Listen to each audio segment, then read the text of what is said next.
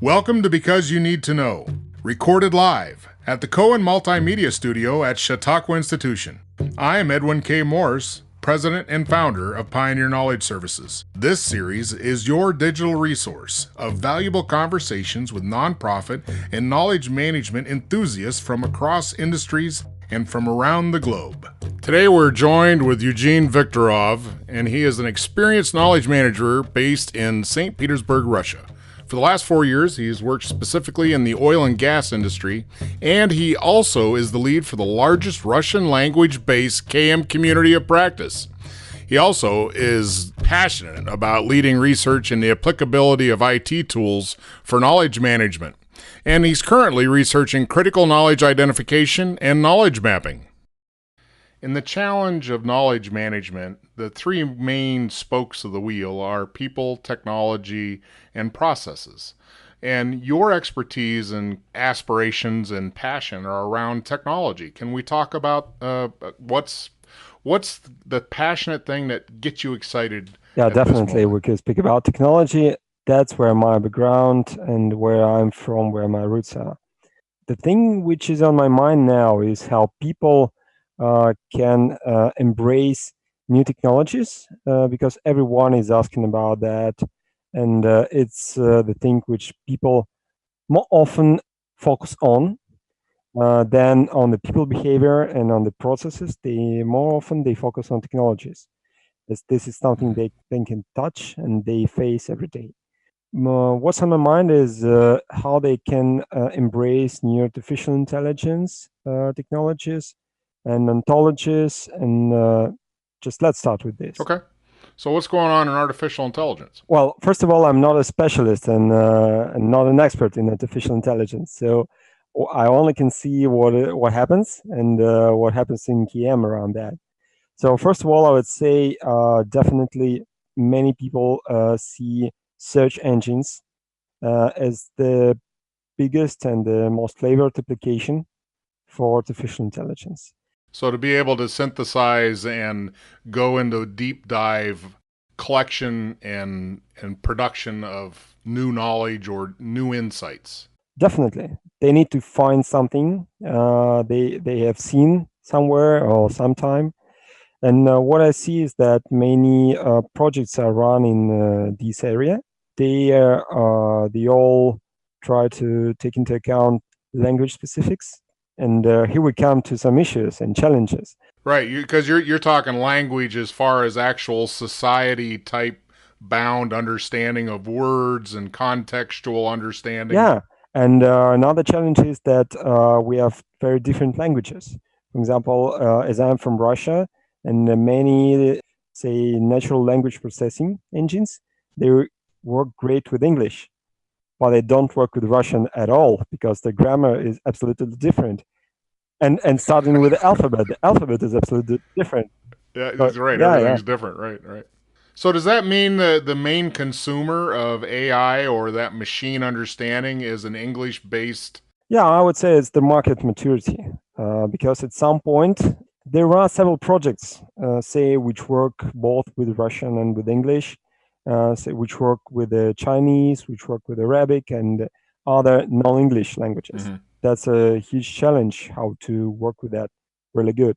And that's where specific technologies and I would even say scientific disciplines come to play, like ontologies, because a good ontology is basically a foundation for any artificial intelligence engine. So is that a weak spot for knowledge management, or is that a weak spot for the technology, or both? I would say for both, because when I say we, I mean me and my colleague at my current job, we work with scientists and with the universities and ask them if they have anything to offer if we have to work with ontologies. Mm-hmm. And they say, yeah, we have lots of academic studies and almost nothing to practice. Well, what's the key ingredient to a good ontology? A good subject matter area, an expert. So somebody to go through it and double check. Yeah, absolutely. I would say that it could be started with even manual scaffolding. Mm-hmm. And then we can run some automated fill-in, but then obviously some experts should go and check if it's correct at all. The ontology, just for clarification, the ontology itself is more than just the tree connection of classification, like superior to subordinate type classification. It has a contextual relationship also, correct? Absolutely. Yeah. So it has parent and child relationships and some sideline sibling relationships also. And these create some challenges to work with because you can work with it with ontology as a text editor. You can work with it as a set of rules and as a set of objects and the connections between them. So you can imagine that as a mind map, which is the easiest way to and the simplest way to show an ontology. Right. But then if you add up some rules, for example, let's say object A may have sibling of type B, but it may not have a sibling of type C. So, and this adds up lots of complexity. Starting with ontology editors, we've been looking for one, and we haven't found one, which again, which works with the Russian language. That's language specific and grammar specific as well. Yeah, right. Yeah. Because there are several editors which are good in what is called controlled English, controlled language, when you can type, and it creates an ontology based on what you type. So it's really good for some English speaking experts. You brought up the fact of the subject matter expert to be able to be the person that runs the test to make sure this logic is correct. Yeah. Right. You're working with definitions, depending on the industry.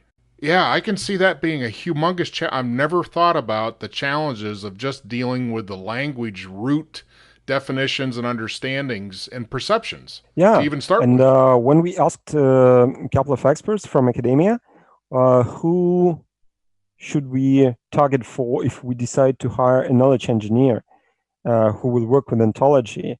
And they said, you can start with a philologist, with a language expert who just knows how the language works. Or either you could start with a mathematician who will give you a logic of how language works. Or they could be a combination of them, because it could be a philologist, a language, and let's call him a language mathematician who knows the logic of the language. Yeah, right. What college or university is teaching that degree? I'm afraid no one. No one. So that's the challenge again. How do we find those people? And me personally, I'm looking for knowledge engineering now as a new area. It was a hype. There was a hype on that. Say, if I remember it right, in 90s, when there was again a new the first or the second wave of artificial intelligence hype, and everyone was thinking about expert solving systems. So languages like Lisp have been created for logic, but now there's a new wave coming, and let's take a look at devices like Alexa, Google Home. We have our specific one for Russian language, a local player.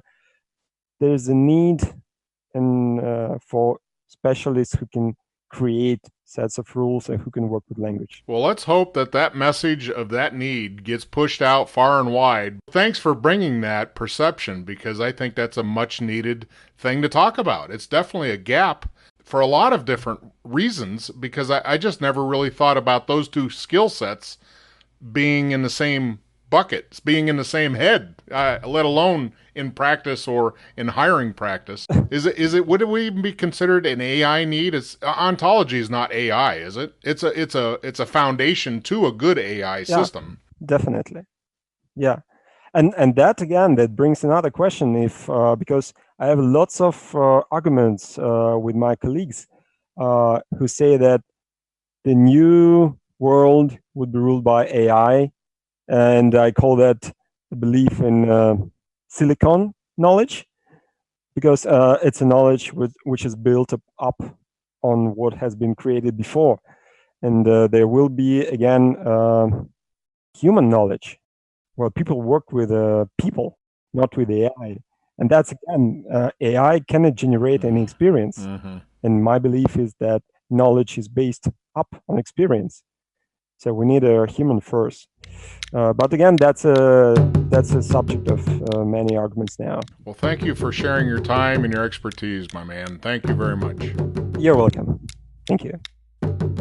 Because You Need to Know is designed to bring people's experience and their knowledge forward to be shared.